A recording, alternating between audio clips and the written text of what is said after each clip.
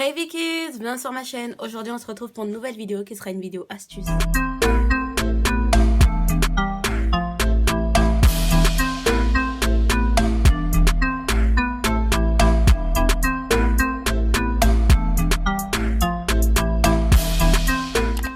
Alors, si jamais tu vas essayer de télécharger des applications et qu'à chaque fois que tu marques le nom des applications, ces applications n'apparaissent pas, cette vidéo est faite pour toi. Alors, on va prendre l'exemple de iMovie. Il faut savoir que moi, j'ai un iPhone 6.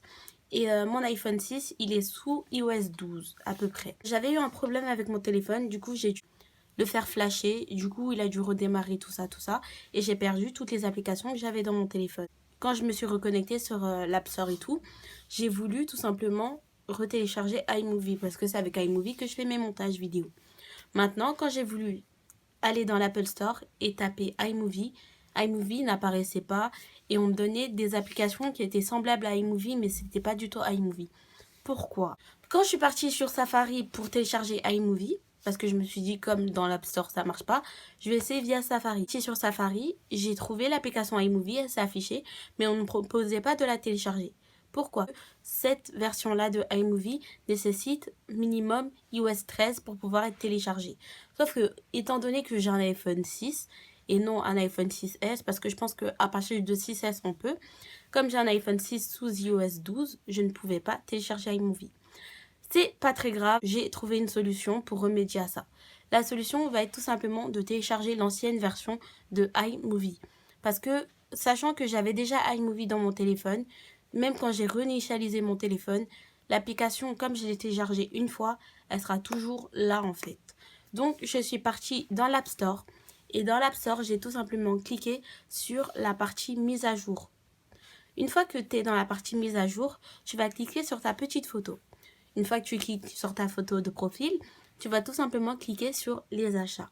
En fait, achats, ça regroupe toutes les applications que tu as au moins téléchargées une fois dans ton téléphone.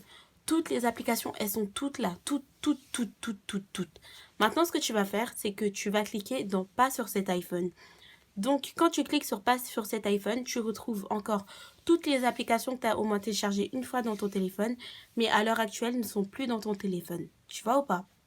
Donc, une fois que tu as fait ça, tu vas tout simplement cliquer sur la barre de recherche et tu vas taper iMovie. Et là, quand tu vas taper iMovie, tu vas voir que iMovie s'affiche. Et quand tu vois que iMovie s'affiche, en dessous de iMovie, il y a marqué une date avec une année. La date et l'année correspondent à la mise à jour qui était active quand tu avais cette application sur ton téléphone. Par exemple, moi, c'était le 31 juillet 2017. C'est-à-dire que, en gros, quand j'avais iMovie sur mon téléphone, la dernière mise à jour qui était sur iMovie... Enfin, ça veut dire que quand j'avais iMovie sur mon téléphone, la mise à jour qui était effective, qui fonctionnait à cette époque, c'était la dernière mise à jour du 31 juillet 2017. Donc, je vais tout simplement cliquer sur retéléchargement.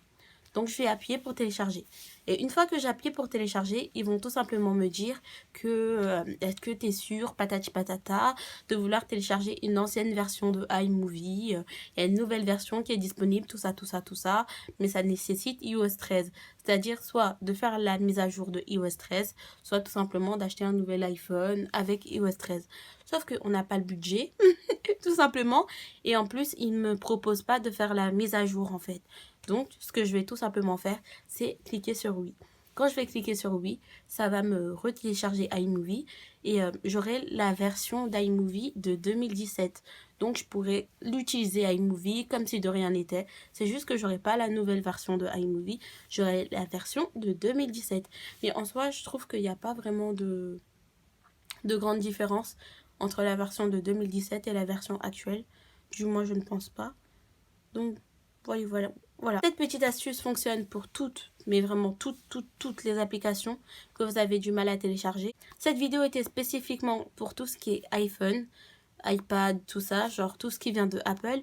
Mais je pense qu'avec les Android, tout ce qui va être Play Store, je pense que ça va être à peu près la même chose. J'en suis pas sûre, mais je pense que c'est la même chose dans le sens où ils ont à peu près le même type de fonctionnement. C'est la fin de cette petite vidéo, en espérant qu'elle vous aura plu. Et moi, je vous laisse. On se retrouve très bientôt pour une nouvelle vidéo. Bisous la famille.